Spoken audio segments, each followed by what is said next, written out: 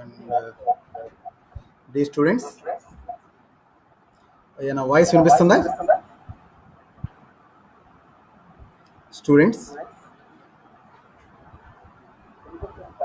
వినిపిస్తుందా? Okay, very good morning to all.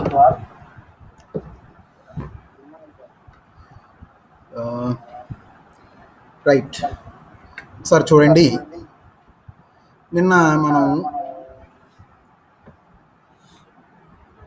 Introduction to environmental chemistry అనేటువంటి topic చెప్తున్నాం. Already మీరు చూశారు. ఒక్క సెకండ్, నిన్న రానటువంటి విద్యార్థులు ఎవరైనా ఇప్పుడు ఉన్నారా? నిన్న రాకుండా ఇవాళ వచ్చినటువంటి విద్యార్థులు ఎవరైనా ఉన్నారా? ఓకే, సరే, ఒకసారి చూడండి. నిన్న జరిగినటువంటి క్లాసులో ఏం డిస్కస్ చేసామంటే, మనకి final year elective papers MPC అయినా బైపీసీ అయినా మొత్తం మీద మనకి 3 ఉంటాయి. ఎంపీసీ స్ట్రీమ్ వాళ్ళకి మ్యాథ్స్ సెలెక్టివ్ పేపర్ ఒకటి, ఫిజిక్స్ సెలెక్టివ్ పేపర్, అలాగే కెమిస్ట్రీలో 7B అంటే ఎన్విరాన్మెంటల్ కెమిస్ట్రీ అనేటువంటి ఎలెక్టివ్ పేపర్ ఉన్నది. తర్వాత బీజెడ్సి అంటే బయాలజీ వాళ్ళకి సంబంధించినట్లయితే బోటనీ ఒక ఎలెక్టివ్ పేపర్, జువాలజీ ఒక ఎలెక్టివ్ పేపర్, అదే రకంగా కెమిస్ట్రీ ఒక ఎలెక్టివ్ పేపర్గా మనం చదువుతాం. సో నిన్న జరిగినటువంటి వాటిల్లో ఎన్విరాన్మెంటల్ కెమిస్ట్రీ అనేటువంటి మన ఎలెక్టివ్ పేపర్ కనుక మీరు తీసుకున్నట్లయితే క్వశ్చన్ పేపర్ ప్యాటర్న్ ఒకసారి చూడండి. దాన్ని మనం మోడల్ పేపర్గా చెప్పాను. జస్ట్ ఓపెన్ అవుతుందమ్మా.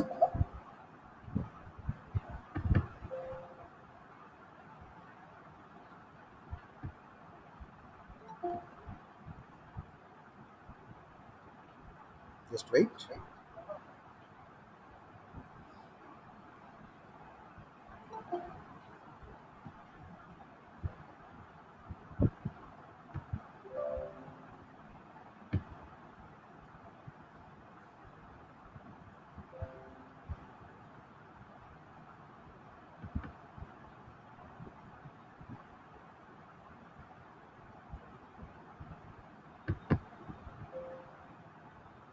చూడండి, ఈ 6th semester paper 7B environmental chemistry అటువంటి నాగార్జున యూనివర్సిటీ మోడల్ పేపరు మీకు ఇప్పుడు డిస్ప్లే అవుతా ఉంది.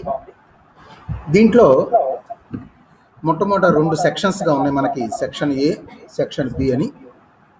సెక్షన్ ఏ వచ్చేటప్పటికి షార్ట్ ఆన్సర్ క్వశ్చన్స్, అది 8 క్వశ్చన్స్ ఇస్తారు, 5 రాయాలి మనం. తర్వాత సెక్షన్ బి వచ్చేటప్పటికి ఎస్ఏ టైప్ క్వశ్చన్స్ ఉన్నాయి మనకి. ఒక్కొక్క యూనిట్ నుంచి ఒక్కొక్క క్వశ్చన్ చొప్పున మొత్తం మీద 5 యూనిట్లు కాబట్టి 5 క్వశ్చన్లు వస్తాయి. ఆ 5 క్వశ్చన్ల నుంచి ఒక్కొక్కటి మనం రాయాల్సి వస్తుంది. సో ఇట్లా సెక్షన్ ఏ వచ్చేటప్పటికి షార్ట్ ఆన్సర్ 5 క్వశ్చన్లు రాయాలి, 8 నుంచి 5 5 25 మార్కులు. అదే రకంగా సెక్షన్ బి ఎస్ఏ క్వశ్చన్స్ 5 క్వశ్చన్లు రాయాలి, ఒక్కొక్క యూనిట్ నుంచి ఒక్కొక్క క్వశ్చన్ చొప్పున 5 బదులు 50 మార్కులు. మొత్తం మీద ఇది ఒక 50 మార్కులకి. ఆ తర్వాత దాంట్లో తీసుకున్నట్లయితే షార్ట్ ఆన్సర్ క్వశ్చన్స్ ఒక 25 మార్కులకి. మొత్తం మీద మనకి 75 మార్కులకి మనం చేయగలుగుతాం. తర్వాత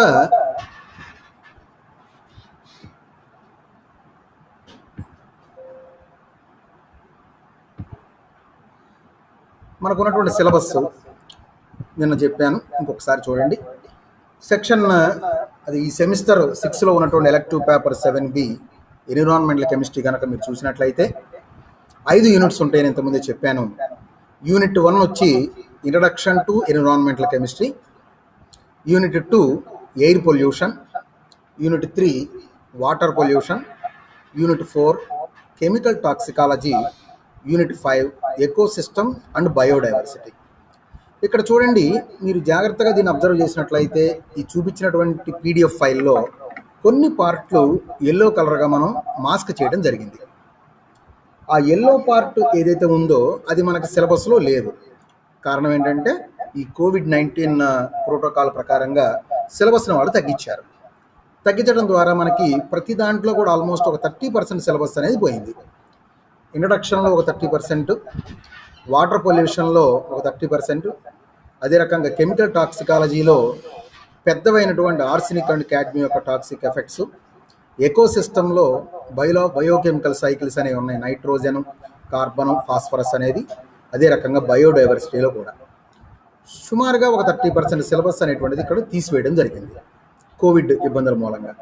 ఈ రెండు కూడా ఇప్పుడు మీకు నేను మన గ్రూప్లో షేర్ చేస్తాను. అంటే ఎలక్టివ్ పేపర్ ఏదైతే ఉందో ఆ సిలబస్ పేపరు, అదే రకంగా మోడల్ పేపర్. తర్వాత నిన్న రానటువంటి విద్యార్థులు ఎవరైతే ఉన్నారో వాళ్ళకి మనం చెప్పిన పాయింట్ ఏంటంటే, ఇక్కడ ఇంట్రడక్షన్ టు ఎన్విరాన్మెంటల్ కెమిస్ట్రీ అనేటువంటి చాప్టర్ స్టార్ట్ చేసి తర్వాత ఏం చేశానంటే నిన్న జరిగిన క్లాస్ మొత్తం కూడా వీడియో రూపంలో యూట్యూబ్లో తయారు చేసి మీకు పెట్టడం జరిగింది. నిన్న రానటువంటి విద్యార్థులు ఎవరైనా ఉన్నట్లయితే దాన్ని ఒక్కసారి వెరిఫై చేసుకుంటే లేదా ఒకసారి చూసినట్లయితే మీకు ఈజీగా మీరు దాన్ని ఫాలో కావచ్చు. ఎనీహౌ, నిన్న రానటువంటి విద్యార్థులు ఉన్నారన్నారు కాబట్టి ఒక్కసారి దాన్ని బ్రీఫప్ చేసి కొత్త టాపిక్కి వెళ్తాను. చూడండి, జస్ట్ చెప్పమ్మా. అయ్యా డబుల్ వాయిస్ అది ఎందుకు వస్తుందో అర్థం కావట్లేదు అన్న. ఒక్క సెకండ్. యా, ఇప్పుడు చూడండి అమ్మా ఎలా ఉంది. ఇప్పుడు క్లియర్గా ఉందా? రైట్, థ్యాంక్ యూ అమ్మా, థ్యాంక్ యూ. నాకు డబుల్ వాయిస్ అనిపించింది కానీ బట్ ఐ కెనాట్ దాన్ని కంట్రోల్ చేయలేకపోయాను. Anyhow, thank you. ఇక్కడ జరిగింది ఏంటంటే అడ్మిట్ చేయాలంటే మొబైల్ నుంచి అడ్మిట్ చేస్తున్నాను, క్లాస్ అంతానేమో దీని ద్వారా ఎడుతుంది కాబట్టి కొద్దిగా ఇబ్బంది అయింది. Anyhow, thank you. సరే, నేను జరిగిన క్లాసు ఒకసారి మనం ఎన్విరాన్మెంటల్ కెమిస్ట్రీలో స్టార్ట్ చేసాం. ఇంట్రడక్షన్ టు ఎన్విరాన్మెంటల్ కెమిస్ట్రీ అన్నారు, దాన్ని యూనిట్ 1 కింద మనం ఇక్కడ ట్రీట్ చేస్తున్నాం. ఈ యూనిట్ 1లో మెయిన్ క్వశ్చన్స్ వచ్చేటప్పుడు 2 ఇస్తారు, రెండిట్లోంచి 1 రాయాలి, 10 మార్కులు. అదే రకంగా షార్ట్ ఆన్సర్ క్వశ్చన్స్ 2 ఇస్తారు, 1 రాయాలి, మనకి 5 మార్కుల కింద వస్తుంది. గుర్తుపెట్టుకోండి, షార్ట్ ఆన్సర్ క్వశ్చన్స్కి ఇంటర్నల్ ఛాయిస్ కాదు, మొత్తం మీద ఛాయిస్ ఉంటుంది. 8 క్వశ్చన్స్లోంచి 5 రాయాలంతే. ఎస్ఏ క్వశ్చన్ మాత్రం ఇంటర్నల్ ఛాయిస్ ఉంది, ఆ చాప్టర్ నుంచే లేదా ఆ యూనిట్ నుంచి 2 క్వశ్చన్లు ఇస్తారు, ఏదో ఒకటి రాస్తే మనం సరిపోతుంది. చూడండి, మనకు ఎప్పుడు కూడా చెప్తాను ఏమేమి టాపిక్స్ కవర్ చేస్తున్నాము, అది ఎప్పుడెప్పుడు ఇస్తున్నారు అనేటువంటిది ఆల్రెడీ ఇంతకుముందు మనం చెప్పినటువంటి ప్రొసీజరే. చూడండి, మొత్తం మీద ఇక్కడ 7 టాపిక్స్ ఉన్నాయి దీంట్లో మనం ఈ చాప్టర్లో చెప్పి. మొదటిది నామెన్క్లేచర్ అండ్ ఎన్విరాన్మెంటల్ కెమిస్ట్రీ, అంటే ఏమేమి రకాలైనటువంటి పేర్లని ఈ ఎన్విరాన్మెంటల్ కెమిస్ట్రీలో వాడతాం అనేటువంటిది ఒకటి ఉంటుంది. రెండవది సెగ్మెంట్స్ ఆఫ్ ఎన్విరాన్మెంట్. నిన్న క్లాసులో నామెన్క్లేచర్ అండ్ ఎన్విరాన్మెంటల్ కెమిస్ట్రీ మాత్రమే చెప్పాను, ఇవాటి క్లాసులో సెగ్మెంట్స్ ఆఫ్ ఎన్విరాన్మెంట్ కూడా పెడతాం. అది ఏఎన్యూ మోడల్ పేపర్లో ఇచ్చారు, అదే రకంగా డిసెంబర్ 2020లో ఇవ్వడం జరిగింది. ఆ తర్వాత న్యాచురల్ సోర్సెస్ అనేటువంటిది ఒక టాపిక్ ఉందమ్మా.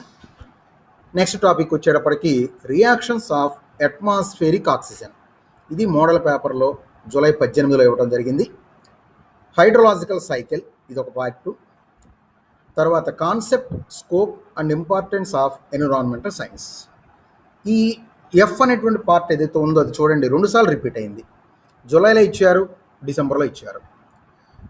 సో ఉన్నటువంటి టాపిక్స్ ఈ యూనిట్లో ఇవే.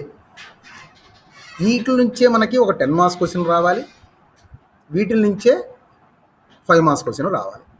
2 10 మార్క్స్ క్వశ్చన్స్లో ఇంటర్నల్ ఛాయిస్ అనుకున్నాం మనం, 1 రాయాల్సి వస్తుంది. షార్ట్ ఆన్సర్ క్వశ్చన్స్ వచ్చేటప్పటికి మనకి ఓవరాల్గా 1 వస్తుంది, అది మనం రాసుకోవచ్చు. నిన్న జరిగిన క్లాసులో నామెన్క్లేచర్ ఇన్ ఎన్విరాన్మెంటల్ కెమిస్ట్రీ చెప్పాను, ఒక్కసారి దాన్ని బ్రీఫప్ చేసి తర్వాత మన సెగ్మెంట్స్ ఆఫ్ ఎన్విరాన్మెంట్కి మనం వెళదాం. చూడండి, సో నామెన్క్లేచర్ అన్నాం. ఈ నామెన్క్లేచర్ పార్ట్ కనుక మీరు తీసుకున్నట్లయితే ఎన్విరాన్మెంటల్ కెమిస్ట్రీలో వచ్చేటువంటి రకరకాల పేర్లు ఏంటి, ఎటువంటి నేమ్స్ మనం వాడతాం, వాటి యొక్క ఉపయోగాలు ఏంటి, వాటికి సంబంధించిన ఎగ్జాంపుల్స్ ఏంటి అనేటువంటి దాని మీద ఈ పార్ట్ అనేది ఉంటుంది. చూశారు ఇంతకుముందు నామినిక్లేచర్ అనేటువంటిది డిసెంబర్ 2020లో ఇవ్వడం జరిగింది. రేపు మనం కూడా ఎక్స్పెక్ట్ చేయొచ్చు. తర్వాత మీకు గుర్తుండే ఉంటుంది, మధ్యాహ్నం నేను పోస్ట్ చేశాను, 6th సెమిస్టర్ ఎగ్జామినేషన్ వచ్చేటప్పటికి ఆగస్టు 5వ తారీఖు నుంచి ప్రారంభమవుతున్నాయి. ఆల్రెడీ మీకు తెలుసు, గవర్నమెంట్ ద్వారా దృష్టిలో ఈ కోవిడ్ ఇబ్బందుల మూలంగా ఆన్లైన్ క్లాసెస్ని వాళ్ళు ప్రోత్సహిస్తున్నారు. కాబట్టి కొంచెం అవకాశం చూసుకొని మనందరం కూడా ఆన్లైన్ క్లాసెస్ని అటెండ్ అయ్యి దీన్ని సక్సెస్ చేసుకున్నట్లయితే టైంను మనం కన్వీనియన్స్ చేసుకోవచ్చు. సో చూడండమ్మా, నామినిక్లేచర్. బాబు అయ్యా ముసుగు అని పడింది పేరు, కొంచెం మ్యూట్ చేయమ్మా. Thank you. సో మొట్టమొదటి నేమ్ చూడండి, పొల్యూటెంట్ అని చెప్తున్నాం.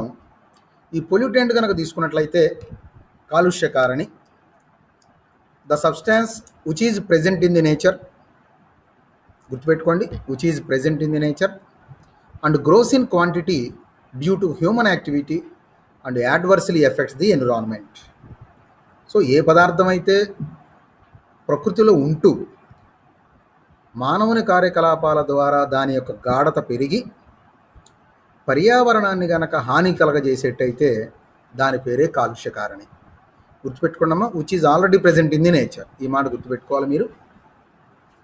అప్పటికే ఆ పదార్థం అనేటువంటిది ఉండాలి. మన మూలంగా లేదా మన కార్యకలాపాల మూలంగా దాని గాఢత పెరిగి మరలా మన పర్యావరణాన్ని ఇబ్బంది కలగజేయాలి. దాని పేరు పొల్యూటెంట్ అంటాం. నెక్స్ట్ వన్ ఎగ్జాంపుల్స్ చూడండి, sulphur dioxide, carbon dioxide, carbon monoxide, ఇట్లాంటివి. సో ఇక్కడ చూడండి, 3 రకాల ఆక్సైడ్స్ కూడా గాలిలో కొద్ది మోతాదులో ఉంటాయి. కానీ మనం చేసేటువంటి కార్యకలాపాల ద్వారా వాటి యొక్క గాఢత అనేటువంటిది పెరుగుతుంది. అలా పెరగడం ద్వారా చివరికి పర్యావరణానికి మనకి ప్రభావితం చేస్తున్నాం. ఆ ప్రభావం కూడా చెడు ప్రభావం. అటువంటి చెడు ప్రభావాన్ని కలగజేసేటువంటి పదార్థం ఏదైతే ఉంటుందో దాని పేరే మనం పొల్యూటెంట్ అని పిలుస్తున్నాం. సో ఆల్రెడీ ఉండాలి. దీనికి కొద్ది తేడాతో ఇంకొక పదం వస్తుంది, దాని పేరు కంటామినెంట్, మాలిన్యకారణి. The substance which is not present in the nature, అక్కడ which is present in the nature అన్నాం, ఇక్కడ which is not present in the nature అంటున్నాం. But released by human activity and adversely affects the environment. మానవుని కార్యకలాపాల ద్వారా విడుదల అవ్వాలి, తర్వాత పర్యావరణానికి హాని కలగజేయాలి. సో ఇంతకుముందు ఏం చెప్పాము చూడండమ్మా, which is present in the nature and grows in quantity అన్నాం. ఇక్కడేమంటున్నాం, which is not present in the nature but released by human activity అని అంటున్నాం. సో దీనికి ప్రత్యేకమైనటువంటి ఆ తేడాను మీరు గుర్తించాలి. సో ఆల్రెడీ ఉంటేనేమో పొల్యూటెంట్, లేకుండా మన మూలంగా విడుదలైతేనేమో కంటామినెంట్. పొల్యూటెంట్ అంటే తెలుగులో కాలుష్యకారణి, కంటామినెంట్ అంటే మాలిన్యకారణి. దీనికి ఎగ్జాంపుల్ ఏ రకమైనటువంటి ప్రమాదం జరిగినా సరే దాని మొత్తాన్ని కూడా కంటామినెంట్గా చెప్పచ్చు. నేను చెప్పిన ఎగ్జాంపుల్స్ చూద్దాం. ఒకటి methyl isocyanate released in Bhopal. Bhopal అనేటువంటి మధ్యప్రదేశ్ యొక్క స్టేట్ క్యాపిటల్లో యూనియన్ కార్బైడ్ అనేటువంటి ఫ్యాక్టరీ నుంచి విడుదలైనటువంటి మెథైల్ ఐసోసైనేట్ అనే విషవాయువు సహజంగా లేదా ప్రకృతిలో లేదు, మన కార్యకలాపాల ద్వారా విడుదలయ్యి తద్వారా 10,000 మందికి పైన చనిపోయారు. అదొక ఎగ్జాంపుల్ చెప్పాము నిన్న. మీకు బాగా గుర్తులో ఉంటుంది, మీరు చిన్నపిల్లలు ఉన్నప్పుడు కోనసీమ అంటే మనం గోదావరి డిస్ట్రిక్ట్స్ దగ్గరికి వెళ్ళినట్లయితే బ్లో అవుట్ అని జరిగింది. బ్లో అవుట్ అంటే భూమిలో వచ్చినటువంటి ఈ భూమిలో నుంచి పెట్రోల్ పైప్స్ ఉంటాయి, పెట్రోలియం పైప్స్. ఆ పైపు పగిలి ఏమైందంటే మంట మండింది. 16 రోజుల పాటు విపరీతంగా మంట వచ్చేసి చుట్టూ నాశనం అయిపోయింది. సో ఆ పెట్రోల్ పైప్ అనేటువంటిది వేయటం ద్వారా గాలిలోకి విడుదలయ్యి తద్వారా మన పర్యావరణానికి ప్రభావితం చెందింది. ఇంకొక ఎగ్జాంపుల్ చూడండి, గల్ఫ్ వార్. మీకు గుర్తుండే ఉంటుంది, చిన్నపిల్లలు మీరందరూ కూడా నన్ను అమెరికా అదే రకంగా కువైట్ మీదకి సద్దాం హుస్సేన్ అనేటువంటి అతను ఇరాక్కి సంబంధించినటువంటి అప్పుడు రూలర్, అతన్ని ఇబ్బంది పెట్టడానికి లేదా అతన్ని పదవి నుంచి దింపడం కోసం వారు యుద్ధం చేశారు. అప్పటికే ఏం చేశారంటే ఇరాక్ అనేటువంటి వాళ్ళు సద్దాం హుస్సేన్ వాళ్ళు కువైట్ను ఆక్రమించుకోవడం జరిగింది. వాళ్ళు యుద్ధంలో ఓడిపోయి వెళ్ళిపోతా ఆ కువైట్లో ఉన్నటువంటి పెట్రోలియం బావులు మొత్తాన్ని తగలబెట్టడం, వాటిని పగలగొట్టడం చేశారు. ఆ పగిలిపోవడం ద్వారా వచ్చినటువంటి ఆ పెట్రోలియం మొత్తం కూడా సముద్రంలో కలిసిపోయి కొన్ని నెలల పాటు ఒక తెట్టులాగా, అంటే పైన అట్లా తేలుతూ ఉంటుంది. మనకు తెలుసండి, ఆయిల్ మెటీరియల్ ఏది కూడా నీళ్లలో కరగదు. ఆ సముద్రం పైన అట్లా తేలి అనేక జంతువులు, అంటే నీళ్ళలో ఉండేటువంటి జంతువులు చనిపోవటం, చాలా ప్రమాదకరమైనటువంటి పరిస్థితులు ఏర్పడటం జరిగింది. ఇవన్నీ చూడండి, మనకు సహజంగా లేవు. మన కార్యకలాపాల ద్వారా ప్రకృతిలోకి విడుదల చేసాం. ఆ తర్వాత మరలా ఎన్విరాన్మెంటే ఇబ్బంది పడింది. ఇటువంటి వాటిని మనం కంటామినెంట్స్ అని పిలుస్తాం. So pollutant, contaminant. Next example చూడండి. Next point, receptor. రిసెప్టార్ అంటే గ్రాహకుడు. ఎవరైతే ఈ పొల్యూటెంట్ ద్వారా లేదా కంటామినెంట్ ద్వారా ఇబ్బంది పడతారో లేదా ప్రభావం చెందుతారో వాటిని మనం రిసెప్టార్ అంటాం. The medium or organism which is affected by the pollutant or contaminant is called receptor. ఒక ఎగ్జాంపుల్ చూడండి. ఇందాక అనుకున్నాం మనం, ఏ రకమైన ఇబ్బంది వచ్చినా సరే ప్రత్యక్షంగా అటువంటి ప్రభావానికి లోనైనటువంటి జీవులు ఎవరంటే మన మానవులమే. ఏ రకమైన ఇబ్బంది అయినా సరే, పర్యావరణంలో విడుదల చేసినటువంటి ఏ ఇబ్బంది వచ్చినా సరే మనమే రిసెప్టార్గా వహిస్తాం. ఒక ఎగ్జాంపుల్ చూడండి, ఇంకొన్ని చెప్తున్నాను. ఈ example, due to smoke emitted from the vehicles burning sensation is observed in ice. ఏదైనా సరే మన ముందు వెళుతున్నటువంటి కొన్ని వెహికల్స్ మూలంగా స్మోక్ అనేటువంటిది వస్తుంటుంది, పొగ వస్తుంటుంది. ఆ పొగ మూలంగా ఏమవుతుంది, మన కళ్ళు అనేటువంటిది మంట మండుతుంది, కళ్ళు మంట అనేటువంటిది వస్తుంది, కళ్ళ మంట. కాబట్టి సో ఐస్ ఆర్ రిసెప్టార్స్. మన కళ్ళు అనేటువంటివి రిసెప్టార్స్గా మనం అనుకోవాలి. సో రిసెప్టార్ అంటే గుర్తుపెట్టుకోండమ్మా, affected by the pollutant. Affected, ప్రభావం చెందాలి. ఇప్పుడు చెప్పేది చూడండి, సింక్ అని వస్తుంది తర్వాతది. సింక్ అంటే ఎవరైతే రియాక్ట్ అవుతారో, చర్య పొందటం. ఇందాకేమో ప్రభావం చెందాలని చెప్పాను, ఇప్పుడేమో చర్య పొందాలని చెప్తున్నాను. The medium or species that retains and interacts with the pollutant is called sync.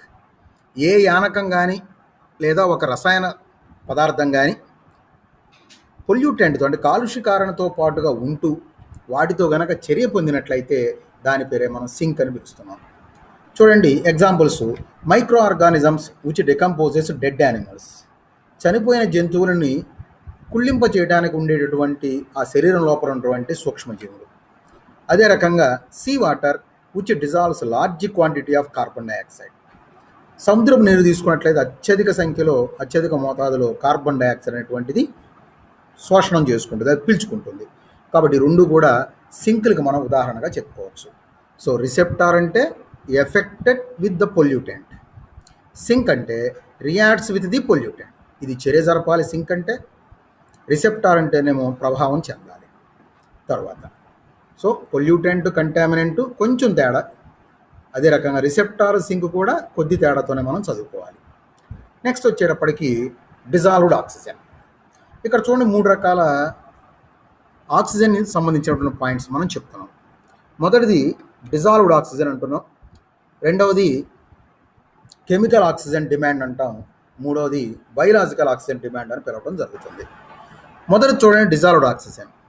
The amount of oxygen present in water is called dissolved oxygen. నీటిలో ఉన్నటువంటి ఆక్సిజన్ యొక్క మొత్తాన్ని కరిగిన ఆక్సిజన్ అని పిలుస్తున్నాం. దీన్ని సాధారణంగా డిఓ అనేటువంటి గుర్తుతో డిఓ అనేటువంటి అక్షరాలతో మనం చూపిస్తాం. The extent of water pollution can be estimated from its DO value. ఆ డిఓ విలువ ఆధారంగా నీటి కాలుష్యాన్ని మనం కనుక్కోవచ్చు. ఎలా కనుక్కుంటామంటే, the minimum amount of oxygen required by plants and animals in water is 4 to 6 milligrams per liter. 1 litre నీళ్లు కనుక తీసుకున్నట్లయితే సుమారు 4 నుంచి 6 మిల్లీగ్రాముల ఆక్సిజన్ అనేటువంటిది ఉంటేనే నీళ్లలో ఉన్నటువంటి మొక్కలు కానీ లేదా జంతువులు కానీ బతుకుతాయి. ఎప్పుడైతే ఈ విలువ తగ్గుతుందో, అంటే డిజాల్వ్డ్ ఆక్సిజన్ విలువ తగ్గుతుందో, ఆ నీరు అనేటువంటిది కాలుష్యమైనదిగా భావించాలి. So that is not suitable for drinking purpose. అది మనం తాగడానికి కానీ లేదా ఆ జంతువులు కానీ మొక్కలు కానీ బతకడానికి పనికొచ్చేటువంటి నీరుగా మనం దాన్ని భావించడానికి లేదు. కాబట్టి ఇది ఒక వాటర్ పొల్యూషన్ని ఎంత మేర జరిగిందనే దానికి ఒక పారామీటర్గా మనం గుర్తించవచ్చు. నెక్స్ట్ వన్ చూడండి, కెమికల్ ఆక్సిజన్ డిమాండ్. నీళ్ళు అనగానే మనకి జనరల్గా ఉండేది మనకి మైక్రో ఆర్గానిజమ్స్ ఉంటాయి, అదే రకంగా ఆర్గానిక్ సబ్స్టాన్సెస్ ఉంటాయి. ఆర్గానిక్ సబ్స్టాన్సెస్ అంటే జనరల్గా మనం ఏం చేస్తామంటే మన ఇంట్లో వాడేటువంటి సోప్ మెటీరియల్, సబ్బుతో వాడేటువంటి ఏ పదార్థం అయినా సరే ఆర్గానిక్ మెటీరియల్ కింద లెక్క. మనం స్నానం చేస్తాం, లేదా బట్టలు దూతారు, లేదంటే ఇంకా రకరకాల కార్యక్రమాల ద్వారా సోప్ అనేటువంటిది మనకు నీళ్ళలో పెడుతుంది. అదే రకంగా మన ఇంట్లో వాడినటువంటి ఆహార పదార్థాలు కడగటం కానివ్వండి, వేస్ట్ మెటీరియల్గా మన నీళ్ళలో పడేసినా కానీ అవన్నీ కూడా ఆర్గానిక్ సబ్స్టాన్సెస్ కింద లెక్క. మరి నీళ్ళలో ఉన్నటువంటి ఆర్గానిక్ సబ్స్టాన్సెస్ మొత్తం కూడా ఆక్సిడైజ్ అయిపోవాలి. ఆక్సిడైజ్ అవ్వాలి అంటే దానికి ఆక్సిజన్ అవసరం అవుతుంది. గాల్లో ఉన్న ఆక్సిజన్ ఏదైనా తీసుకోలేదు, నీళ్లలో కరిగినటువంటి డిజాల్వ్డ్ ఆక్సిజన్ మాత్రమే మనం వాడుకోగలుగుతాం. సో ఎంతైతే అది అవసరమో అదే ఇక్కడ మనం వాడుతున్నాం. చూడండి, the amount of oxygen required to oxidise organic substances present in water is called chemical oxygen demand. So నీటిలో ఉన్నటువంటి కర్బన పదార్థాలు లేదా సేంద్రియ పదార్థాలు మాట్లాడుకున్నదా, నీటిలో ఉన్నటువంటి కర్బన పదార్థాలు లేదా సేంద్రియ పదార్థాలు ఆక్సీకరణం చెందడానికి ఎంతైతే ఆక్సిజన్ అవసరమవుతుందో దాని పేరే మనం రసాయన ఆక్సిజన్ ఆవశ్యకత అని చూడటం జరుగుతుంది. సో ఇక్కడ చూడండి, ఇందాక చెప్పాను, నీళ్ళల్లో మనకేం చేస్తున్నాం, ఏవైతే ఉన్నటువంటి ఆర్గానిక్ మెటీరియల్స్ కావచ్చు, లేదా మనం తీసుకున్నటువంటి ఫుడ్ మెటీరియల్స్ కావచ్చు, ఇటువంటి మెటీరియల్స్ మొత్తం కూడా నీళ్ళల్లో ఉంటాయి. అవన్నీ కూడా ఆక్సీకరణం చెందడానికి ఎంతైతే ఆక్సిజన్ అవసరమవుతుందో ఆ అవసరమైనటువంటి ఆక్సిజన్నే మనం కెమికల్ ఆక్సిజన్ డిమాండ్ అంటే రసాయన ఆక్సిజన్ ఆవశ్యకత అని చెప్పడం జరుగుతుంది. సో ఎంతైతే కర్బన పదార్థాలు నీళ్ళలో ఉంటాయో అంత డిమాండ్ ఎక్కువగా ఉన్నట్లుగా మనం భావించాలి. అంటే అర్థం ఏంటి, ఇక్కడ తక్కువ ఉన్నాయి అనుకోండి, తక్కువ ఆక్సిజన్ అవసరం అవుతుంది. ఎక్కువ ఆర్గానిక్ సబ్స్టాన్సెస్ ఉంటే ఎక్కువ ఆక్సిజన్ అవసరం అవుతుంది. అంటే అర్థం ఏంటి, ఈ కెమికల్ ఆక్సిజన్ డిమాండ్ అనేటువంటిది నీటి కాలుష్యాన్ని కనుక్కోవడానికి ఒక ముఖ్యమైనటువంటి ఒక పారామీటర్గా మనం భావించవచ్చు. ఇక రెండవది, ఇందాక చెప్పాను, నీళ్లలో ఉండేటువంటి ఆర్గానిక్ మెటీరియల్తో పాటుగా సూక్ష్మజీవులు మైక్రో ఆర్గానిజమ్స్ కూడా ఉంటాయి. నీళ్లలో ఉండేటువంటి మైక్రో ఆర్గానిజమ్స్ యొక్క ఆక్సిజన్ అనేది అవి ఎక్కువ భాగం చీకట్లోనే అవసరమవుతుంది. అందుకని ఏం చేశారంటే సైంటిస్టులు ఒక క్యాలిక్యులేషన్ పార్ట్ దీన్ని పెట్టుకోవడం జరుగుతుంది. చీకట్లో 5 రోజుల పాటు నీటిలో ఉండేటువంటి మైక్రో ఆర్గానిజమ్స్ అంటే సూక్ష్మజీవులకి ఎంతైతే ఆక్సిజన్ ఉపయోగించుకుంటాయో ఆ మొత్తాన్నే బయోలాజికల్ ఆక్సిజన్ డిమాండ్ అని పిలుస్తున్నాం. So the amount of oxygen used by the microorganisms present in water for 5 days period in dark is called as BOD. అంటే నీటిలో ఉన్నటువంటి సూక్ష్మజీవులు చీకటిలో 5 రోజుల పాటు ఎంతైతే ఆక్సిజన్ని తీసుకుంటాయో అవే దాన్ని మనకి జీవ ఆక్సిజన్ ఆవశ్యకత అని పిలుస్తున్నాం. కాబట్టి సిఓడి కానీ బిఓడి కానీ ఇంపార్టెంట్ పారామీటర్స్ కింద మనం వాటర్ పొల్యూషన్ కనుక్కోవచ్చు. ఇందాక చెప్పాం, ఎక్కువ కర్బన పదార్థాలు ఉన్నట్లయితే ఎక్కువ ఆక్సిజన్ అవసరం. అదే రకంగా నీటిలో ఎక్కువ మైక్రో ఆర్గానిజమ్స్ ఉంటే ఎక్కువ ఆక్సిజన్ అవసరం అవుతుంది. కాబట్టి 2 పారామీటర్స్ కూడా వాటర్ పొల్యూషన్ కనుక్కోవడానికి పనికొస్తాయి. ఇక last one, threshold limit value, ఆరంభ అవధి. ఇక్కడ చూడండి, ఒక ఇండస్ట్రీలో పనిచేయాలంటే ప్రతి వర్కర్ కూడా అక్కడ ఉన్నటువంటి కాలుష్య కారణానికి ప్రభావం కాకుండా ఉండగలగాలి. జనరల్గా ప్రతి ఇండస్ట్రీలో కూడా, లేదా మైన్ అంటే గనులు, వాటిలో ఎంతో కొంత భాగం మనకి ఏమవుతాయి అంటే పొల్యూటెంట్స్ వస్తూ ఉంటాయి. ఆ పొల్యూటెంట్స్ యొక్క గాఢత ఎంత వరకు ఉంటే ఆ వర్కర్ ఇబ్బంది పడకుండా ఉంటాడో ఆ అవధిని ఏమంటున్నాం మనం, థ్రెషోల్డ్ లిమిట్ వాల్యూ అంటున్నాం. So this is permissible level, దాన్ని దాటకూడదు. చూడండి అక్కడ definition, the minimum level of the toxic substance or pollutant present in the atmosphere which affect the person adversely when he is exposed to this for 7 to 8 hours in a day. ఒక రోజులో 7 నుంచి 8 గంటల పాటు పనిచేసినప్పటికి కూడా ఆ worker అంటే ఆ పని చేసేటువంటి ఆ కార్మికుడు కాలుష్య కారణ ద్వారా ఇబ్బంది పడకుండా ఉండేటువంటి అవధినే థ్రెషోల్డ్ లిమిట్ వాల్యూ, ఆరంభ అవధి అని పిలుస్తారు.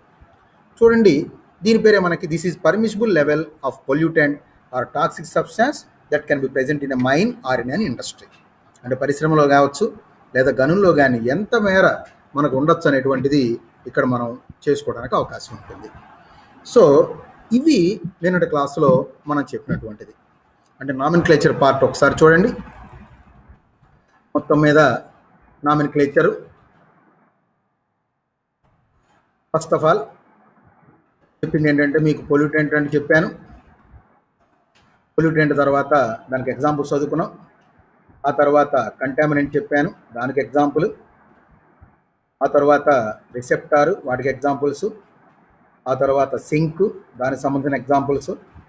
తర్వాత dissolved oxygen, chemical oxygen demand, biological oxygen demand, threshold limit value.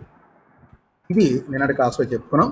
నిన్న రానటువంటి విద్యార్థులు ఉన్నారని చెప్పి ఇందాక చెప్పారు. ఆ ఉద్దేశంతో దాన్ని ఇంకొకసారి చెప్పుకోవడం జరిగింది. నిన్న రానటువంటి విద్యార్థులు ఒకసారి నిన్న పెట్టినటువంటి యూట్యూబ్ చూసుకున్నట్టు అర్థమవుతుంది. ఎనీహో మళ్ళీ ఇవాళ కూడా ఇంకోసారి ఎక్స్ప్లెయిన్ చేశాం కాబట్టి దాన్ని కూడా మనం జాగ్రత్తగా ఫాలో అవ్వచ్చు. ఇవాళ జరిగేటువంటి క్లాస్ కూడా నన్ను యూట్యూబ్లో తయారు చేసి ఆ వీడియోను కూడా మళ్ళీ మన గ్రూప్లో పోస్ట్ చేస్తాను. అది కూడా మీరు చూడండి.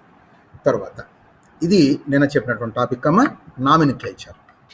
నా ఇవాళ చెప్పబోయేటువంటి టాపిక్ యాక్చువల్గా 2 చెప్పాలి. టైం పర్మిట్ చేస్తే 2 చెప్తాను, లేదా ఒకటి చెప్పి దాన్ని మనం రిపీట్ చేసుకుందాం. చూడండి, సో కనిపిస్తుంది కదా, ఏంటది? సెగ్మెంట్స్ ఆఫ్ ఎన్విరాన్మెంట్, పర్యావరణ విభాగాలు.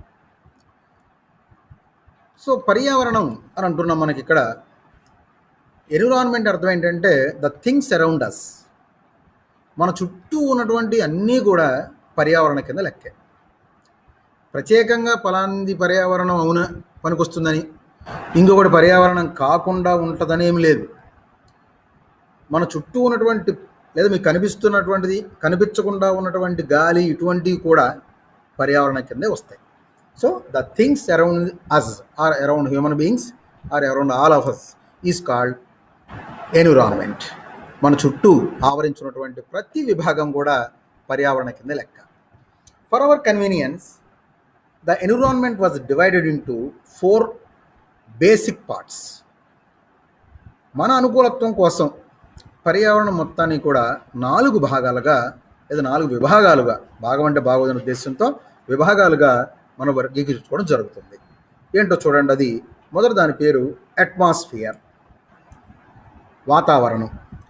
రెండవది హైడ్రోస్ఫియర్, జలావరణం. మూడవది లిథోస్ఫియర్, భూమ్యావరణం. నాలుగవది బయోస్ఫియర్, జీవావరణం. సో చూడండి, ఇక్కడ అట్మాస్ఫియర్, హైడ్రోస్ఫియర్, లిథోస్ఫియర్, బయోస్ఫియర్, వాతావరణం, జలావరణం, భూమ్యావరణం, జీవావరణం. ఈ 4 భాగాల్లో రాకుండా మన చుట్టూ ఉన్నటువంటిది ఏది ఉండదు.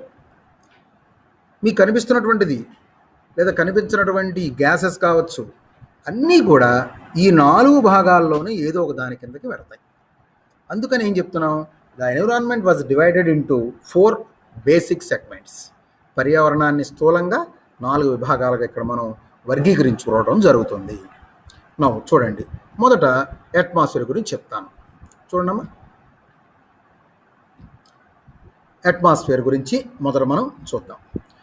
So what you mean by atmosphere? వాతావరణం అంటే ఏంటి? ఇందాక చెప్పాను మీకు, నేను చెప్పేటప్పుడు కంటికి కనిపించేటువంటివి, కంటికి కనిపించకుండా ఉండేటటువంటి వాయువులు అన్న. సో అది ఇక్కడ కావాలి. The gaseous layer present around the earth is called atmosphere. చాలా సింపుల్ డెఫినేషన్ అమ్మ. The gaseous layer present around the earth is called atmosphere. భూమి చుట్టూ ఆవరించి ఉన్నటువంటి వాయు పొరనే వాతావరణం అంటున్నాం. చాలా సింపుల్ అనమాట. మన భూమి మీద లేదా భూమి చుట్టూట ఉన్నటువంటి వాయువులు యొక్క పొర ఏదైతే ఉందో అదే దాన్ని మనం వాతావరణం అంటం జరుగుతుంది. ఊయినో మన చుట్టూ ఉన్నటువంటి అట్మాస్ఫియర్లో మేజర్ క్వాంటిటీ లేదా లార్జ్ క్వాంటిటీ ఆఫ్ గ్యాసెస్ ఏంటంటే మొట్టమొదట నైట్రోజన్, ఆ తర్వాత ఆక్సిజన్. అంటే atmosphere contains mainly oxygen and nitrogen in large quantities. ఎక్కువ భాగంగా వాతావరణంలో ఉండేటువంటి వాయువులు ఈ రెండే, ఆక్సిజన్ మరియు నైట్రోజన్. నా నెక్స్ట్ చూడండి, మరి ఇంకా తక్కువ ఉండే ఏంటి? ఎక్కువ ఉండే చెప్తున్నాం మనం, ఆక్సిజన్ అండ్ నైట్రోజన్ అన్నాను. The other minor components are carbon dioxide, water vapour and inert gases etcetera. అంటే మేజర్ క్వాంటిటీ లేదా లార్జ్ క్వాంటిటీ అనేమో నైట్రోజన్, ఆక్సిజన్ అని చెప్పాం. మైనర్ కాంపోనెంట్స్ వచ్చేటప్పటికి కార్బన్ డైఆక్సైడ్, వాటర్ వేపర్ అంటే నీటి బాష్పాలు, అదే రకంగా ఇనర్ట్ గ్యాసెస్ జడవాయువులు, ఇంకా చాలా ఉంటాయి. ఏవైనా సరే గ్యాసెస్ మాత్రమే గుర్తుపెట్టుకోండమ్మా, గ్యాసెస్ సంబంధించింది మాత్రమే మనం అట్మాస్ఫియర్లో డీల్ చేస్తాం. తర్వాత మరి దీని యొక్క ఉపయోగం ఏంటి అంటే, వాతావరణ యొక్క ఉపయోగం ఏంటో చూద్దాం. It absorbs A portion of electromagnetic radiation from sunlight. సూర్యుడి నుంచి వచ్చేటువంటి అతినీలలోహిత కాంతి ఏదైతే ఉంటుందో, అంటే అతినీలలోహిత కాంతి అంటే కరెక్ట్ కాదమ్మా, విద్యుత్ అయస్కాంత కాంతి ఏదైతే ఉంటుందో దానిలో కొంత భాగాన్ని అది గ్రహిస్తుంది. అంటే ప్రత్యేకంగా అట్మాస్ఫియర్లో ఓజోన్ అని సపరేట్గా వస్తుందాం, నెక్స్ట్ క్లాస్లో చెప్తాం. ఆ ఓజోన్ అనేది మనకి ఇక్కడ అడ్డుకుంటుంది కిందకు పడిపోనికుండా. And plays an important role in maintaining the heat balance on earth. అడ్డుకోవడంతో పాటుగా ఏం చేస్తుంది, మనకు అది భూమి మీద ఉన్నటువంటి ఉష్ణాన్ని ఖచ్చితంగా ఉండే విధంగా, దాని సౌలభ్యంగా ఉండేట్లుగా మనకి చేస్తుంది. అది నెక్స్ట్ క్లాస్లో గ్రీన్ హౌస్ ఎఫెక్ట్ అనేటువంటి ఒక పార్ట్గా, ఓజోన్ డిప్లీషన్ అనేటువంటి ఒక భాగంలో ఎయిర్ పొల్యూషన్ అనేటువంటి యూనిట్ ఉందండి, అక్కడ దీనికి సంబంధించిన డిస్కషన్ చేద్దాం. సో చూడండి ఏమంటున్నాం, అట్మాస్ఫియర్ అంటే the gases layer present around the earth. భూమి చుట్టూ ఆవరించున్నటువంటి వాయు పొరనే వాతావరణం లేదా అట్మాస్ఫియర్ అని పిలుస్తున్నాం. లార్జ్ క్వాంటిటీస్ వచ్చి ఆక్సిజన్, నైట్రోజన్ ఉంటుంది. మైనర్ కాంపోనెంట్స్ వచ్చేటప్పటికి carbon dioxide, water vapour, inert gases etcetera. దీని యొక్క ఉపయోగం ఏమంటున్నాం మనం, సన్ నుంచి వచ్చేటువంటి ఎలక్ట్రోమాగ్నెటిక్ రేడియేషన్ని అడ్డుకోవాలి లేదా పీల్చుకోవాలి. అంతేకాకుండా ఎర్త్ యొక్క హీట్ బ్యాలెన్స్ని మెయింటైన్ చేయాలి. నెక్స్ట్ వన్, ఇదంతా అట్మాస్ఫియర్ సంబంధించి. రెండవది హైడ్రోస్ఫియర్, జలావరణం. సో ఇందాక ఏం చెప్పాం, అట్మాస్ఫియర్ అంటే ఎక్కడ గ్యాస్ ఉంటుందో ఆ గ్యాస్కి సంబంధించిన ప్రతి పార్టు కూడా అట్మాస్ఫియర్లో చెప్పాం. మరి హైడ్రోస్ఫియర్ అంటే జలావరణం, ఎక్కడ వాటర్ ఉంటుందో ఆ వాటర్ మొత్తాన్ని కూడా మనం హైడ్రోస్ఫియర్గా చెప్పాలి. సో మీకు తేలిగ్గానే అర్థమవుతుందండి, గ్యాసెస్ లేయర్ సంబంధించిన ప్రతిదీ అట్మాస్ఫియర్, వాటర్ సంబంధించినటువంటి ప్రతిదీ హైడ్రోస్ఫియర్. మీకు చాలా తేలిగ్గా మనం గుర్తుపెట్టుకోవచ్చు. చూడండి, the region of environment related to water is called hydrosphere. So ఏం చెప్తున్నాం, పర్యావరణంలో నీరుకు సంబంధించినటువంటి ఏ భాగమైనా సరే హైడ్రోస్ఫియర్, జలావరణం అని పిలుస్తున్నాం. ఇందాకేమన్నాం, గ్యాసెస్ లేయర్ అరౌండ్ ఎర్త్ అని చెప్పాం. భూమి చుట్టూ ఉన్నటువంటి లేదా ఆవరించి ఉన్నటువంటి వాయువు యొక్క పొరనే అట్మాస్ఫియర్ అన్నాం, వాతావరణం అన్నాం. ఇక్కడేమంటున్నాం, the region of environment related to water is called hydrosphere. నీటికి సంబంధించినటువంటి ఏ భాగమైనా సరే పర్యావరణంలో ఏదైతే ఉంటుందో దాన్ని మనం ఏమంటున్నాం, జలావరణం అని పెడతాం జరుగుతుంది. సో మరి ఏముంటాయి ఇక్కడ, నీరు జనరల్గా ఎక్కడెక్కడ ఉంటుందో చూద్దాం. జనరల్గా ఎక్కడ ఉంటుందండి, the hydrosphere includes oceans. Ocean అంటే మహాసముద్రాలు, మొత్తం నీళ్ళు ఎక్కడ ఉండేది. సముద్రాలు అంటే మహాసముద్రాల కన్నా చిన్నవి. తర్వాత రివర్స్, నదులు. తర్వాత లేక్స్, సరస్సులు. స్ట్రీమ్స్ అంటే కాలవలు. రిజర్వాయర్స్ అంటే మన డ్యామ్స్ అండి, నాగార్జున సాగర్ రిజర్వాయర్, ఇట్లా నీళ్లు స్టోర్ చేసేటువంటి పెద్ద పెద్ద భాగాలు. గ్లేషియర్స్ అంటే మంచు కొండలు. పోలార్ ఐస్ క్యాప్స్ మన దక్షిణ ధ్రువంలో, ఉత్తర ధ్రువంలో ఉన్నటువంటి మంచు క్యాప్స్ అంటే అక్కడ మంచు టోపీలు అంటాం దాన్ని మనం, అటువంటి మంచు. తర్వాత అండ్ గ్రౌండ్ వాటర్, భూమి లోపల ఉన్నటువంటి నీరు. సో చూశారు కదండి, ఏ భాగమైనా సరే ఎన్విరాన్మెంట్లో వాటర్ ఏ రూపంలో ఉన్నా దాన్ని మనకు హైడ్రోస్ఫియర్ కింద లెక్క. తర్వాత ఇదో పాయింట్ చూడండి, water occupies 80% of earth surface. భూమి ఉపరితలం పైన దాదాపు 80% నీరే ఉంటుంది. అంటే భూమి తక్కువే. మీరు కనుక మన గ్లోబ్ చూసినట్లయితే ఎక్కడ చూసినా ఎక్కువ బ్లూ కలర్లో ఉంటుంది.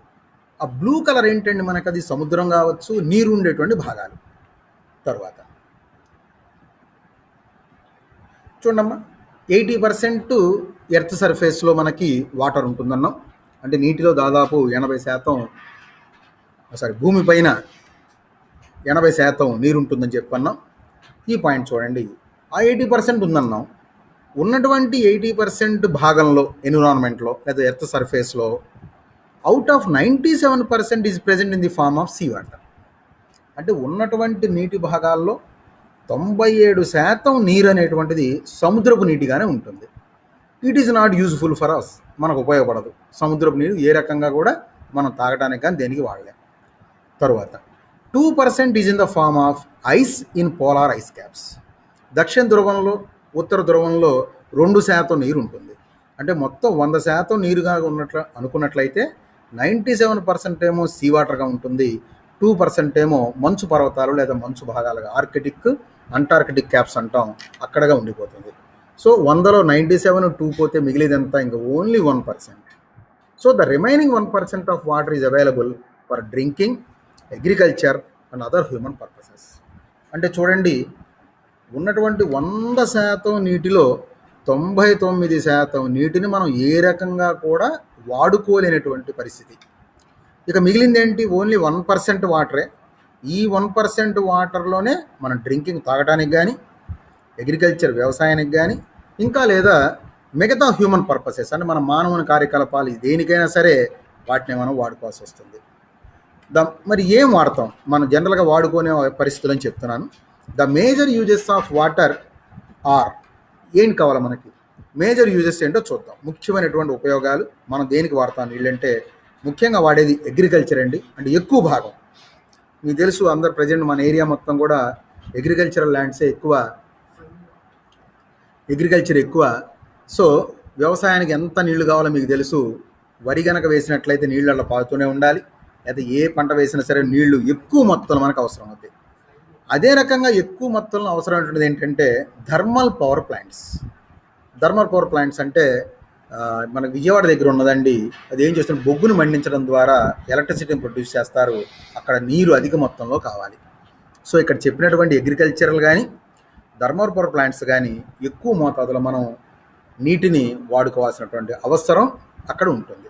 మనం వాడుకునేటువంటి డ్రింకింగ్ కావచ్చు, లేదా స్నానానికి కావచ్చు, ఇంకో కార్యక్రమం కానీ చాలా కొద్ది మొత్తమే. ఎక్కువ మొత్తంలో కావాల్సింది మాత్రం ఈ 2 హెక్టార్స్కే, అగ్రికల్చరల్ సెక్టారు, అదే రకంగా ఎలక్ట్రికల్ సెక్టార్. దాంట్లో కూడా థర్మల్ పవర్ ప్లాంట్ సెక్టార్కి మనకి అవసరం అవుతుంది. సో చూడండి, మొత్తం మీద భూమి పైనటువంటి సర్ఫేస్ తీసుకుంటే 80% అనేటువంటిది సీ వాటర్ ఉన్నది. ఆ ఉన్నటువంటి 80% వాటర్లో కూడా 97% అనేటువంటిది ఏమో సముద్రపు నీటిగా ఉంటుంది, 2% ఏమో ఐస్ క్యాప్స్గా ఉన్నాయి. మిగిలిన 1% మాత్రమే మనకి డ్రింకింగ్ కానీ, అగ్రికల్చర్ కానీ, మన హౌస్ హోల్డ్ పర్పసెస్ కానీ, హ్యూమన్ పర్పసెస్ కానీ మనం వాడతాం. So major uses of water చెప్పాను, agriculture and thermal power plants అన్నాం. ఒక సెకండ్, సారీ ఏమనుకోవద్దు. సో మేజర్ యూజెస్ అనేటువంటిది మీకు ఇక్కడ చెప్పడం జరిగింది. ఇలా ఎయిర్కి సంబంధించిందంతా లేదా గ్యాస్కి సంబంధించింది మొత్తం కూడా అమ్మ మాట్లాడబాక, అమ్మాయి మాట్లాడద్దు.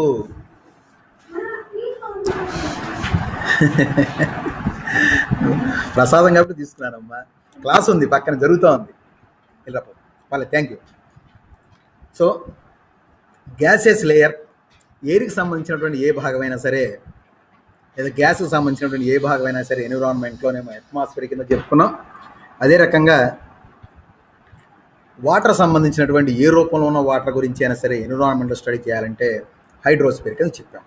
సో కంటికి కనిపించకుండా ఉన్నది మొత్తం అయిపోయింది, వాటర్గా సంబంధించినటువంటి ఏ రూపంలో ఉన్నది అయిపోయింది. నా మూడో పార్ట్ చూడండి, లిథోస్ఫియర్. లిథోస్ఫియర్ అంటే భూమి ఆవరణం. ఇక్కడ చూడండి, మరి భూమి ఆవరణం అంటే ఏముంటుంది? మనం నిలబడ్డాం, లేదా ఇప్పుడు మీరు కూర్చున్నారు ఎక్కడో క్లాస్లో, లేదా మీ ఇంట్లో ఉన్నారు, బెంచ్ మీద కూర్చున్నారు, మీరు నిలబడ్డారు, ఏదైనా సరే మొత్తం అంతా కూడా లిథోస్ఫియర్ కింద లెక్క. చూడండి, the solid component of the earth is called lithosphere. ఇందాకేమో గ్యాస్ గురించి చెప్పాను, తర్వాత ఏమో వాటర్ లిక్విడ్ ఫాము లేదా మెల్ట్ ఐస్గా ఉన్నటువంటి ఫామ్ రూపంలో చెప్పుకున్నాం. ఇవి కాకుండా ఏ సాలిడ్ కాంపోనెంట్ అయినా సరే, గట్టిగా ఉండేటువంటి భాగం భూమి మీద ఏది ఉన్నా సరే అది లిథోస్ఫియర్ కింద లెక్క. ఏమేమి ఉంటాయో చూడండి. కింద చదువుకున్నాం మనం, హైడ్రోస్ఫియర్లో ఏమన్నాం? ఓషన్స్ అన్నాం, మహాసముద్రాలు, సీస్ కావచ్చు, రివర్స్ కావచ్చు, లేక్స్ కావచ్చు, స్ట్రీమ్స్ కావచ్చు, ఇలా చెప్పుకున్నాం. అదే రకంగా లిథోస్ఫియర్లో ఏమేమి ఉంటాయో చూడండి. ఎగ్జాంపుల్స్ ఏం చెప్పచ్చు? It includes soil. సాయిల్ అంటే మన మృత్తిక, నేల. అంటే నేల అనకూడదండి, నేల మీద ఉండే మట్టి. మినరల్స్, ఖనిజాలు. రాక్స్, రాళ్ళు. ఆర్గానిక్ మ్యాటర్ అంటే అర్థమైంది, చనిపోయి పడినటువంటి ఏ భాగమైనా సరే. మౌంటైన్స్, మౌంటైన్స్ అంటే పర్వతాలు. హిల్స్, కొండలు, ఎట్సెట్రా ఎట్సెట్రా. ఇవన్నీ కూడా చూడండి సాలిడ్ పార్ట్లు, ఘన రూపంలో ఉంటున్న భాగాలు. ఇవన్నీ కూడా లిథోస్ఫియర్ కింద మనం చెప్పుకోవచ్చు. వీటన్నిటిలో కూడా soil is the most important part of the lithosphere. So ఈ భూమి ఆవరణంలో ముఖ్యమైనటువంటి భాగం ఏదైనా ఉంది అంటే అది నేల. నేల అంటే మృతిక అండి ఇక్కడ ఉద్దేశం మనకి. ఇక నెక్స్ట్ వచ్చేటప్పటికి ఏముంటుందంటే, లిథోస్ఫియర్ చూశారు కదా, సాలిడ్ కాంపోనెంట్. గ్యాస్ లేయర్ వచ్చేటప్పటికి అట్మాస్ఫియర్ అన్నాం. వాటర్ రిలేటెడ్ పార్ట్స్ వచ్చేటప్పటికేమో హైడ్రోస్ఫియర్ అన్నాం. సాలిడ్ కాంపోనెంట్స్ వచ్చేప్పటికి ఏమంటున్నాం మనం? లిథోస్ఫియర్ అని పిలుస్తున్నాం. ఫైనల్గా ఇక లైఫ్ ఉన్నటువంటి పార్ట్ ఏదైనా ఉందా? బయోస్ఫియర్.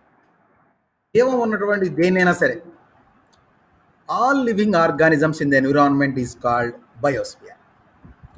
ఇప్పుడు దాకా చెప్పిన దేనికి జీవం లేదండి. ఎయిర్లో ఉన్నటువంటి గ్యాసెస్ చెప్పాం, కార్బన్ డైఆక్సైడ్, ఆక్సిజన్ అన్నాం, నైట్రోజన్ అన్నాం, కార్బన్ డైఆక్సైడ్, మోనాక్సైడ్ అని చెప్పి అట్మాస్ఫియర్లో. అదే రకంగా హైడ్రోస్ఫియర్ కనుక తీసుకున్నట్లయితే సముద్రాలు కావచ్చు, మహాసముద్రాలు కావచ్చు, రివర్స్ కావచ్చు, ఐస్ క్యాప్ కావచ్చు, ఐస్ కావచ్చు, ఇట్లాంటివన్నీ కూడా తీసుకున్నాం. లిథోస్ఫియర్ అంటేనేమో నేల కావచ్చు, మౌంటైన్స్ అన్నాం. ఇట్లా ఇప్పుడు చెప్పినటువంటి అన్నీ కూడా వేటిల్లో లైఫ్ లేదు, జీవం లేదు.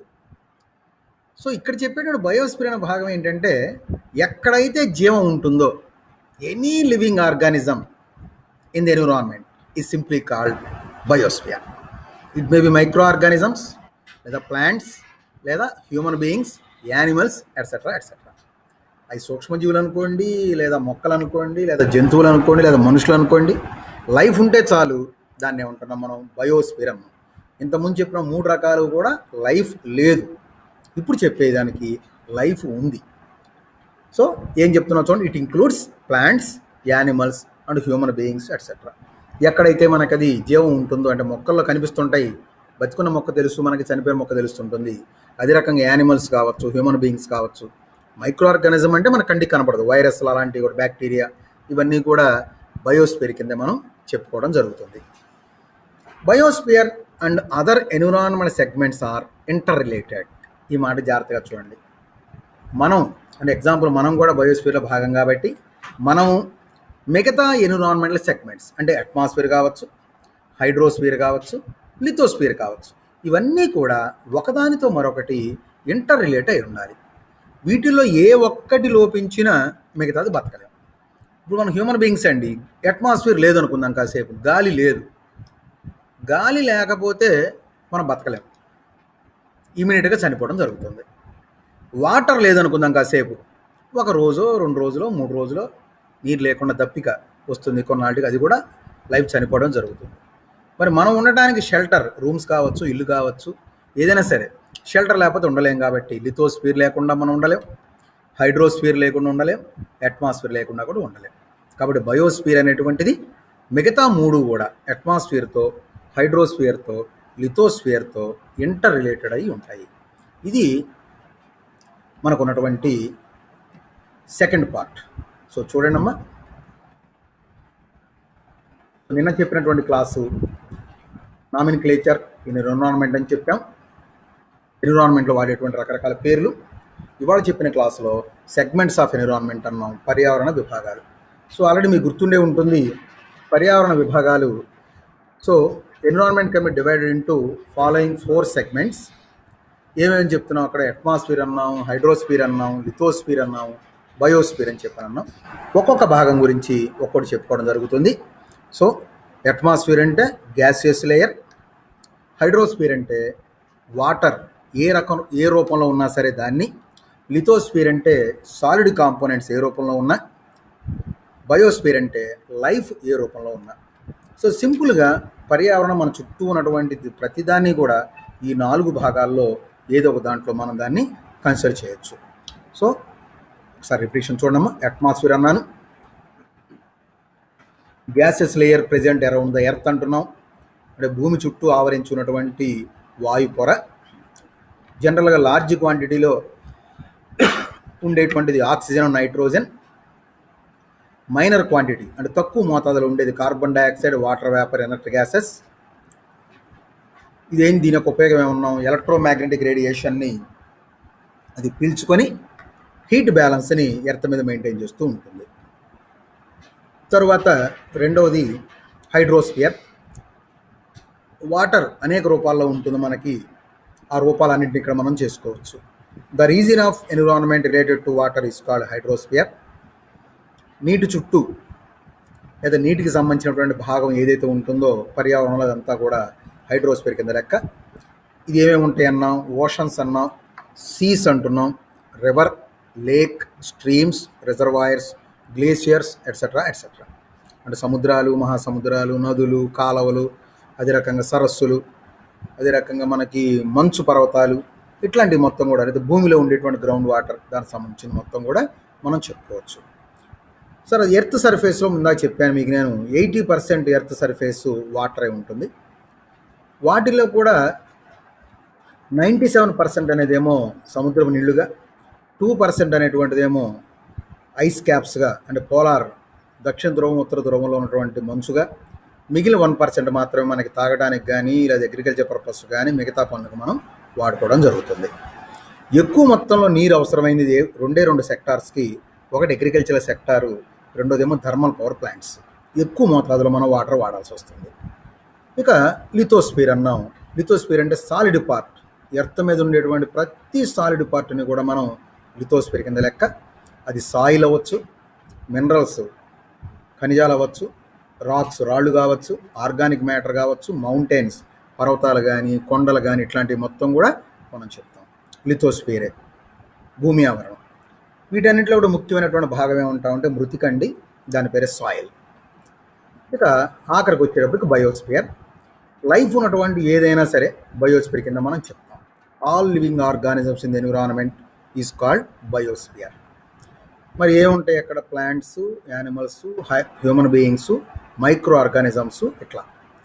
మరి బయోస్ఫియర్ కానీ మిగతా ఎన్విరాన్మెంటల్ సెగ్మెంట్స్ ఏవైతే ఉన్నాయో మిగతా 3 అట్మాస్ఫియరు, హైడ్రోస్ఫియర్, లిథోస్ఫియర్, ఈ 3 కూడా ఒకదానికొకటి ఇంటర్లింక్ అయి ఉండాలి, ఇంటర్ రిలేట్ అయి ఉండాలి. వీటిలో ఏ ఒక్కటి లేకపోయినా మనం జీవించే అవకాశాలు అనేటువంటివి ఉండవు. ఇది సెగ్మెంట్స్ ఆఫ్ ఎన్విరాన్మెంట్. సో నిన్నటి క్లాసులో నామినిక్లేచర్ చెప్పాను, ఇవాటి క్లాసులో సెగ్మెంట్స్ ఆఫ్ ఎన్విరాన్మెంట్ చెప్పాం. రేపు క్లాసులో న్యాచురల్ సోర్సెస్ అనేటువంటి దాని మీద మనం డిస్కస్ చేస్తాం. సో ఒకసారి చూడండి, ఇవాటి క్లాసులో జరిగినటువంటిది ఏదైతే ఉందో అవన్నీ కూడా మరలా మీకు ఆ యూట్యూబ్ ద్వారా, ఇందాక చెప్పాను మీకు నేను యూట్యూబ్ ద్వారా పంపించడం జరుగుతుంది. వచ్చిన దాన్ని మీరందరూ కూడా జాగ్రత్తగా ఫాలో కావచ్చు. And any doubts dear students? ఏదైనా డౌట్స్ ఉంటే చెప్తాను, లేదనుకుంటే దీన్ని మనం క్లోజ్ చేయొచ్చు.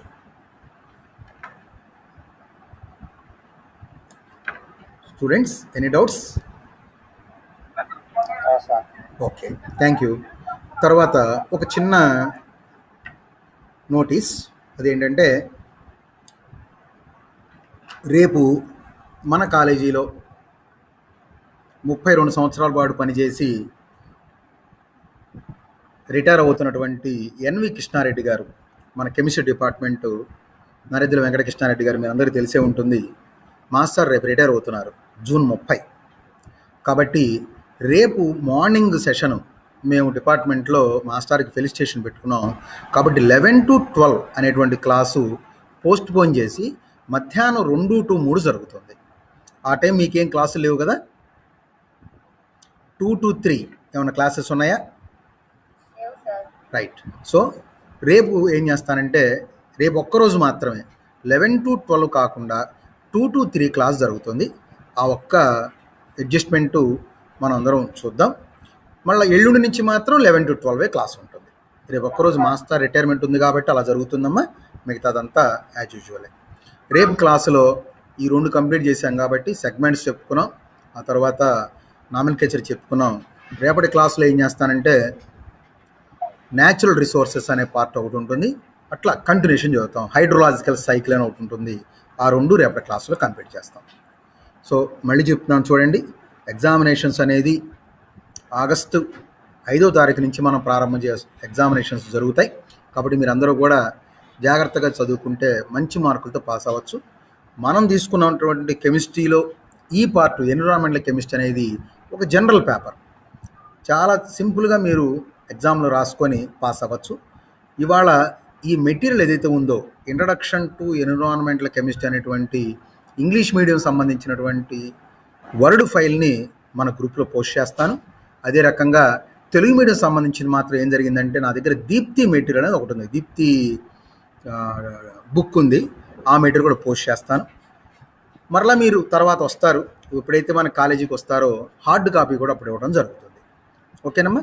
ఇవాళ జరిగిన క్లాసు యూట్యూబ్లో పోస్ట్ చేయడం జరుగుతుంది, అది చూడండి.